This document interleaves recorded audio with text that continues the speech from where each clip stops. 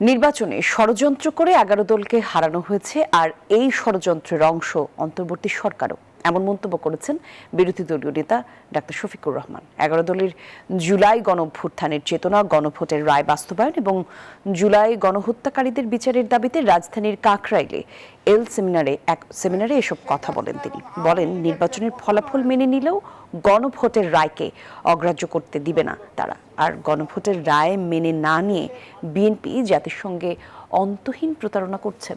তিনি বলেন, নতুন পুরাতন কোনো ফ্যাসিবাদ আর মেনে নেবে না জনগণ। সেমিনারে বক্তারা বলেন, চলতি মাসের মধ্যে জুলাই জাদুঘর খুলে না দিলে 11 দলের সাথে সরকারের বিশাল দ্বন্দ্ব তৈরি হবে।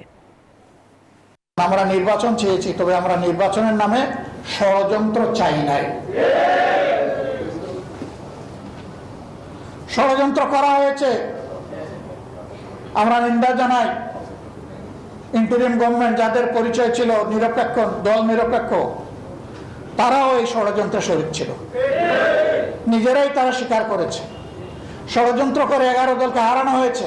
তারা মুখে বলছে সংস্কার, কিন্তু তাদের কাজে করবে সংস্কারের পক্ষে তাদের অবস্থান ছিল না।